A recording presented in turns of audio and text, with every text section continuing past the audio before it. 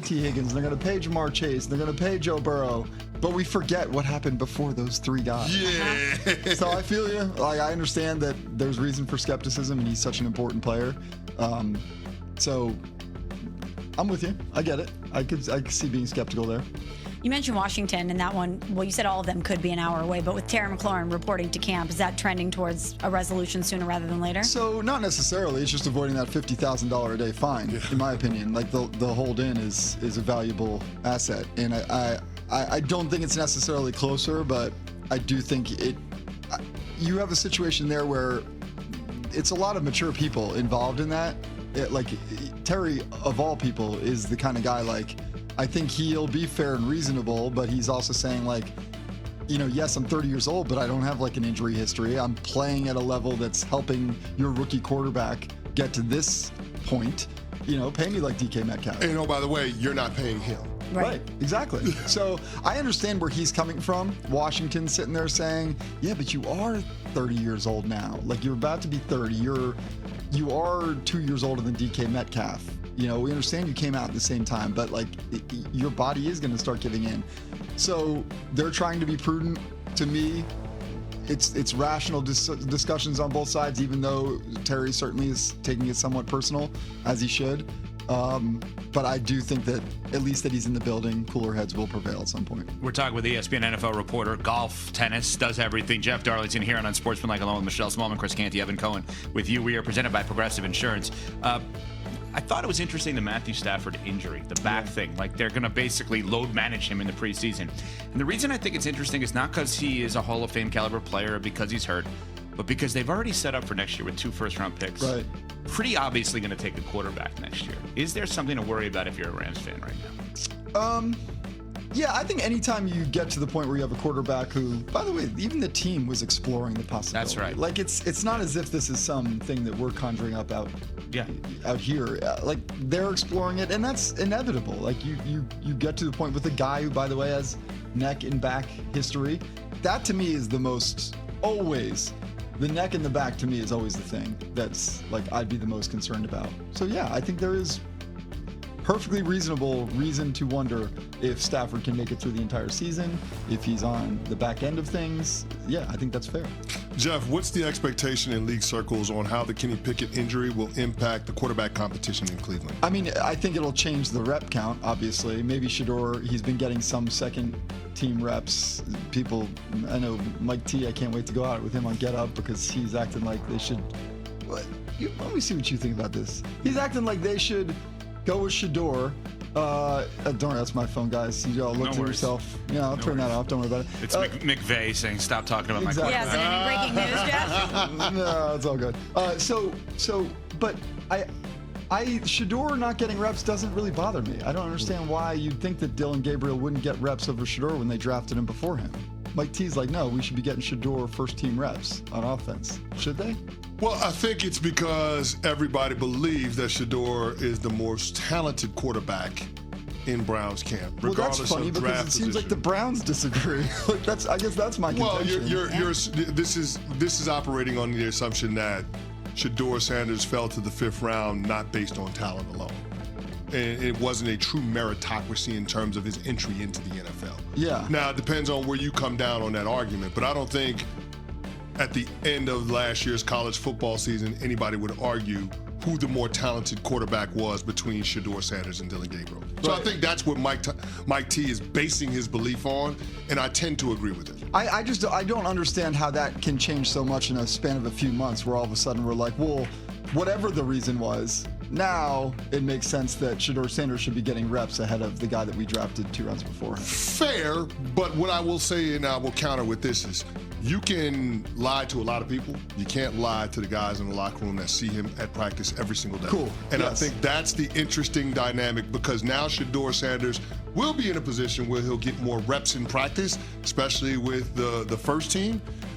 And we'll see how things play out from that standpoint. Because you can't put the genie back in the bottle once the other players see it on the field. Totally agree. I just don't think that necessarily we've seen that yet. We haven't had an opportunity to, and I guess maybe that's Mike T's That's by design. But I think that's by design. Because they know what I think that's by design.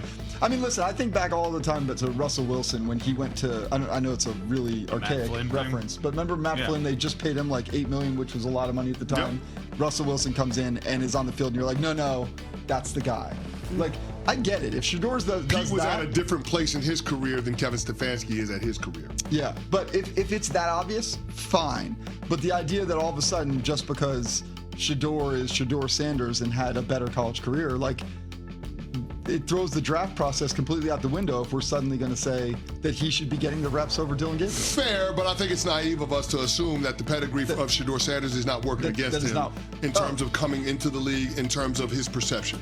Like, if he ends up being the starting quarterback, it would have been because he earned it and he left no doubt. Absolutely. There's no way that he could be handed the job without him earning it. Totally agree. I think there's a scenario where all of those other quarterbacks could get the benefit of the doubt.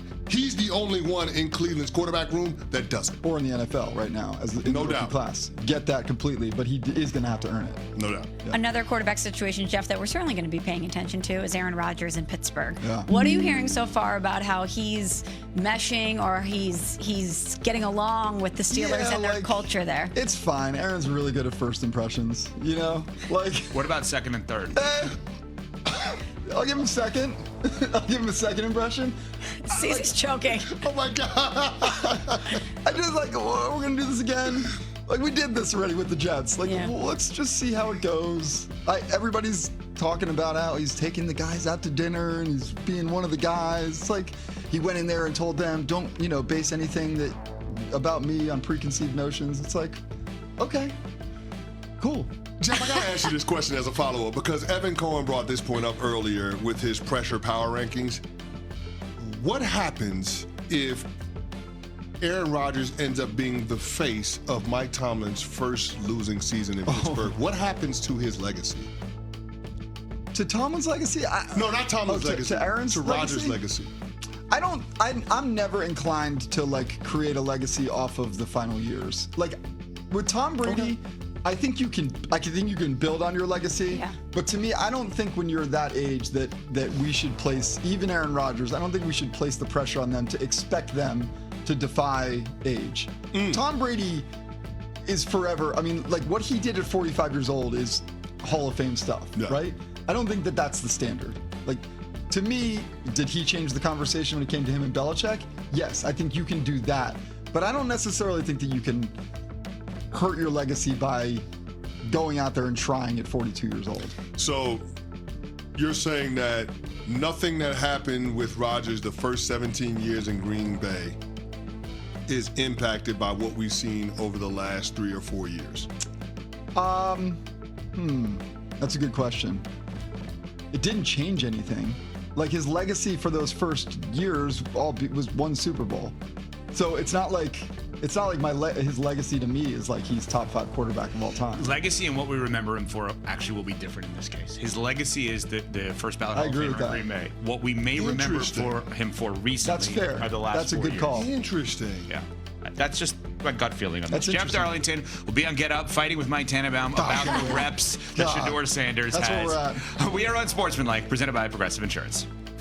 The NFL on ESPN Radio. Jayden Daniels, I have him as my front runner to win MVP. Camp to camp, team to team. Intercepted! 38 days until opening night.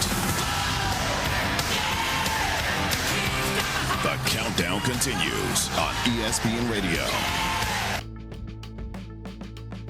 This is the Với kênh YouTube của mình, video ngày hôm nay mình sẽ tiếp tục đi tô màu để gửi tặng đến các bạn, để cho các bạn có những phút giây thư giãn thật là tuyệt vời. Và để làm được video này, để làm được video tô màu thì mình cần chuẩn bị những dụng cụ như sau. Đây là những dụng cụ mình chuẩn bị sẵn. Đây là những bản photo mình chuẩn bị để mình tô màu. Đây là điện thoại để mình quay video. Và đây là bút sáp màu. Các bạn theo dõi video của mình thì hãy ấn like và đăng ký kênh để ủng hộ mình nhé. Cảm ơn các bạn rất là nhiều. Xin chào bạn, ngày hôm nay mình sẽ tô màu nha.